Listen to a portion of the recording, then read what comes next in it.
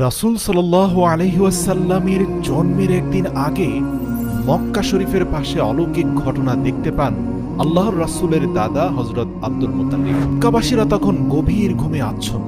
Abdul Muttalib সেদিন রাতে কাবা শরীফের ছাদের উপর দাঁড়িয়েছিলেন। হঠাৎ করে সেদিন আকাশে তিনি প্রজ্বলিত আলো দেখতে পান, যেটা আরবের পূর্ব থেকে পশ্চিম দিক সমগ্র বিশ্বে ছড়িয়ে পড়েছিল। আলোটি দেখে আব্দুল মুত্তালিব অনেক অবাক হয়ে যান।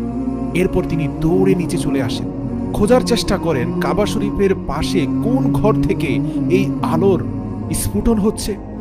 শুধু তাই নয়, তিনি মৃদু ভূমিকম্প অনুভব করেন। কাবা ঘরের ছাদ থেকে নেমে যখন তিনি কাবা ঘরের ভিতরে যান, তিনি দেখতে পান ওই আলোক বিচ্ছুরণের দ্বারা সৃষ্ট ভূমিকম্পের ফলে মক্কা শরীফের ভিতরে থাকা ৩৬০টি মূর্তির গুরুত্বপূর্ণ মূর্তিগুলো ডানে বামে হেলে পড়ে ভেঙে যাচ্ছে।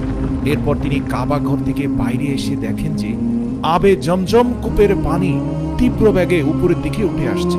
তখনই আব্দুল মুত্তালিব তার নিজের ঘরের দিকে চোখ পড়ে। তিনি বুঝতে পারেন এতক্ষণ ধরে যে আলোক বিচ্ছুরণ, এই সব কিছুর উৎস হচ্ছে তার নিজেরই ঘর। অবাক নয়নে তিনি এগিয়ে যান। তিনি দেখতে পান তার নিজের ঘরের ভেতর থেকে এক অদ্ভুত ধরনের নূরের আলো বের হচ্ছে, যেটা এর আগে তিনি কখনোই কোনোদিন দেখেননি। আব্দুল মুত্তালিব তখন ধীরে ধীরে তার ঘরের দিকে এগিয়ে যেতে থাকে।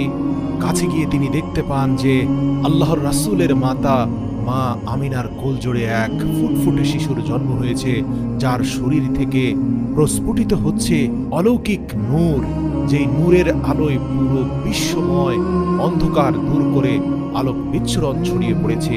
এই অন্ধকার রাতে দিনের থেকে উজ্জ্বল নূর চারপাশে ছড়িয়ে পড়েছে। সুবহানাল্লাহ! এটা দেখে আব্দুল মুত্তালিবের চোখ দিয়ে পানি চলে আসে। মূলত গত কয়েক মাস ধরে তিনি সব অলৌকিক ঘটনা একের পর এক দেখতে পাচ্ছিলেন। বিশেষ করে আল্লাহর রাসূলের জন্মের ২ মাস পূর্ব থেকে মক্কা শরীফের চারপাশে আব্রাহা ঘিরে ফেলে মক্কা শরীফকে ধ্বংস করার জন্য। তার বাহিনীতে ১৩টি বড় হাতি ছিল।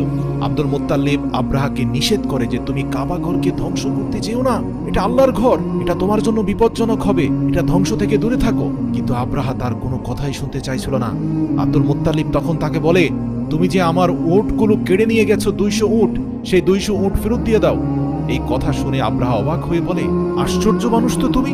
তোমাদের বংশধর না আজ শতাব্দীর পর শতাব্দী কাবা ঘরের রক্ষণাবেক্ষণ করে আসছে? আব্দুল মুত্তালিব বলল, হ্যাঁ, তা তো করে আসছি। তখন আব্রাহা বলল, তাহলে তুমি কেন আমার বিরুদ্ধে অস্ত্র ধরে যুদ্ধ করছো না? এসেছো শুধু নিজের কেড়ে নেওয়া উট ফেরত নিতে? আব্দুল মুত্তালিব বলল, দেখো, আমি উটের মালিক, আমার উট আমাকে ফেরত দাও। কাবা ঘরের মালিক তার ঘর রক্ষা করবে। এ কথা শুনে আব্রাহা তার উটগুলো ফেরত দিয়ে দিল। আল্লাহু আকবার! আর সেখান থেকে উট ফেরত নিয়ে সরাসরি কাবা ঘরে গিয়ে কাবা ঘর জড়িয়ে ধরে, হজরে আসওয়াদ জড়িয়ে ধরে আব্দুল মুত্তালিব অঝরে কাঁদতে লাগলো আর বলল, হে মালিক, আমি অসহায়, আমি ক্ষমতাহীন, সকল ক্ষমতার মালিক তো তুমি। তুমি তোমার অলৌকিক ক্ষমতা দিয়ে এই বাহিনীকে প্রতিহত করো, তোমার ঘরকে রক্ষা করো। আল্লাহ তাআলা সাথে সাথে দোয়া কবুল করলেন। আর আব্দুল মুত্তালিব এক অদ্ভুত শব্দ শুনতে পেয়ে মাথা তুলে সেই শব্দের উৎস খোঁজার চেষ্টা করলো। অতঃপর দেখতে পেল পূর্ব দিক থেকে এক বিশাল পাখির ঝাঁক অগ্নিময় পাথর আঁকড়ে ধরে এগিয়ে আসছে।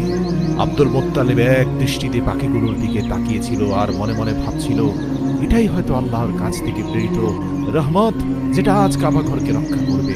প্রতিটি পাখির মুখে একটা পাথরের অগ্নিগোলক, 2 পায়ে 2টি পাথরের অগ্নিগোলক ছিল, অর্থাৎ পাথরের টুকরোগুলো অগ্নির মতো জ্বলজ্বল করছে।